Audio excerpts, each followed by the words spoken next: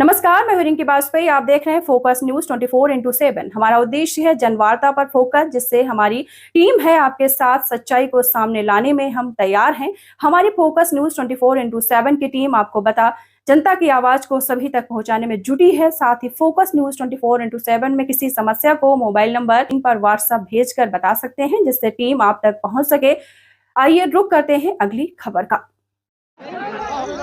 गरोठा तहसील के थाना क्षेत्र के ग्राम ककरबई में खाद को लेकर दो पक्षों में हुआ जमकर विवाद। खूब चले लात मुक्के बने हुए वीडियो में साफ देखा जा रहा है। दोनों पक्षों में जमकर लड़ाई हो रही है। यह सब एक जगह नहीं, कई केंद्रों पर हो रहा है। हम आपको उस खबर के बारे में बताएंगे जिसे हम हफ्ते की सबसे बड़ी खबर कहा जा सकता है, क्योंकि किसान आज खाद की वजह से परेशानी से जूझ रहे हैं। एक जमाने में नोटबंदी के दौरान बैंकों के बाहर लगती थी तस्वीर आप देख लीजिए कि जहाँ किसानों को सब्सिडी के साथ इसके विरोध में किसानों ने कई विरोध प्रदर्शन किए हैं। कुछ स्थानों पर किसानों ने खाद की कालाबाजारी करने के लिए आरोप लगाए हैं। खाद में डीएपी पर 2 करोड़ रुपए की सब्सिडी मिलती है, उस पर सरकार किसानों को 2100 की सब्सिडी देती है।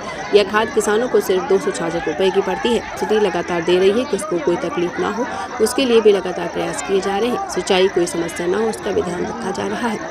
फोकस न्यूज 24x7 से अनुराग तिवारी के साथ विनय पचौरी की रिपोर्ट। अब हम आपको उस खबर के बारे में बताएंगे जिसे इस हफ्ते की सबसे बड़ी खबर कहा जा सकता है, क्योंकि किसान आज खाद की वजह से बड़ी परेशानी से जूझ रहा है। यह खबर इस समय हमारे देश के कई राज्यों में, लेकिन कोई इस खबर को नहीं दिखा रहा।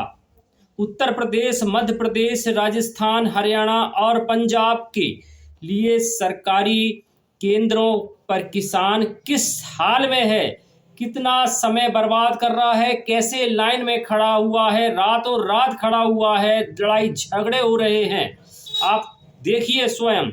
एक जमाने में नोटबंदी के दौरान बैंकों के बाहर लाइन लगी रहती थी। तस्वीर आप देख लीजिए।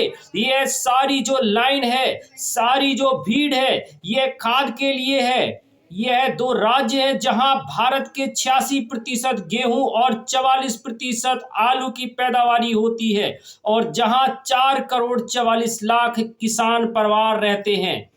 लेकिन दुख की बात यह है कि इन किसानों की इस तरह की उनकी खबरें भी होती हैं, जिसे किसानों की एक लंबी लाइन में लगी हुई भीड़ को दिखाने की हिम्मत नहीं जुटा पाते हैं कुछ लोग। ये जरूरी है, किसानों को कैसे सहायता मिलेगी, इसके लिए आप देखिए देश के लोग असल में मसालेदार खबरें दिखाना चाहते हैं और देखना चाहते हैं। लेकिन इन किसानों के बारे में उत्तर प्रदेश में 2 करोड़ 40 लाख किसान परिवार रहते हैं। प्रदेश में खाद का सबसे बड़ा संकट हमारी अलग अलग टीमों ने जब ग्राउंड जीरो पर जाकर खुद इस बात की पुष्टि की कि किन राज्यों में अलग अलग गांव में तहसील और ऐसे सरकारी केंद्र जहां बंद पड़े हुए हैं, जहां किसानों को सब्सिडी के साथ साथ इसका विरोध कई बार प्रदर्शन भी किए हुए हैं। इन स्थानों पर किसानों ने खाद की कालाबाजारी के लिए आरोप भी लगाए हैं। उन आरोपों को कई बार नकारा जाता है। किसान बेहाली की कगार पर है। किसान अपनी अर्थव्यवस्था को कैसे मजबूत करेगा, ये सोचने की बात है। हमारे देश में एक बड़ी समस्या है। हमारे देश में बेईमानी इतनी ज़्यादा है, यहाँ कई लोग कोई काम ईमानदारी से करना नहीं चाहते हैं। खाद में डीएपी पर करोड़ों रुपए की सब्सिडी मिलती है, पर सरकार किसानों को 2100 की सब्सिडी दे रही है, और यह खाद किसानों को सिर्फ 266 रुपए में पड़ती है। इसी तरह के बीजेपी भी जो खाद दे रही है, जैविक रसायन खाद 50 किलोग्राम का एक जो बैग है 2433 का मिलता है। पूरी दुनिया में खाद इतनी ज़्यादा सब्सिडी किसी देश की सरकार नहीं देती है। इसके बावजूद भारत में कुछ बेईमान लोग इसमें भी घोटाला कर देते हैं, और किसानों को खाद के लिए लंबी लंबी लाइन लगानी पड़ जाती है, और किसान इस व्यवस्था के सामने मजबूर हो जाता है, घुटने टेक देता है और इन कठिन परिस्थितियों से जूझता है।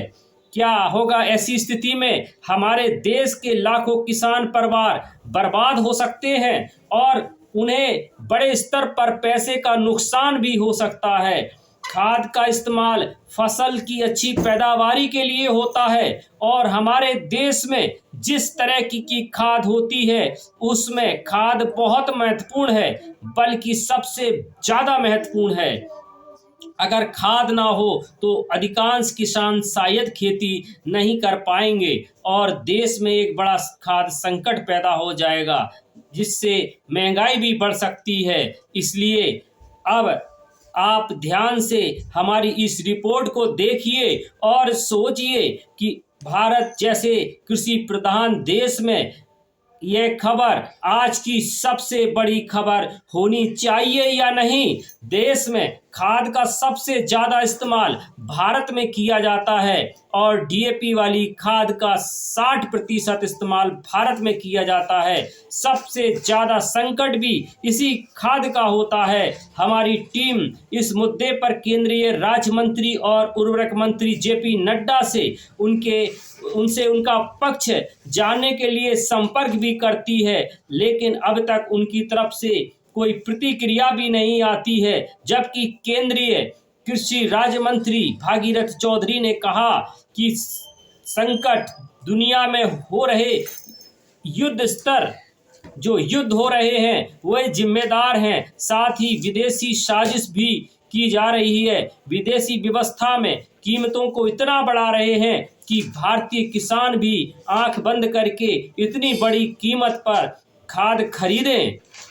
आप देखिए किसान की रीढ़ कैसे टूटी पड़ी है, किसान कैसे बेहाल व्यवस्था में है, इतनी कीमतों पर ले नहीं सकता है। लेकिन सरकार हितग्राही है, किसानों का ध्यान रखने वाली है, किसानों को सब्सिडी लगातार दे रही है।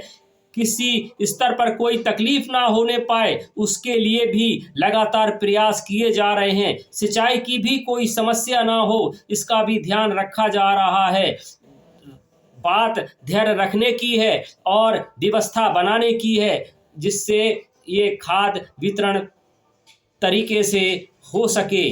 और कर्मचारियों का भी महत्वपूर्ण रोल है और महत्वपूर्ण रोल होने के साथ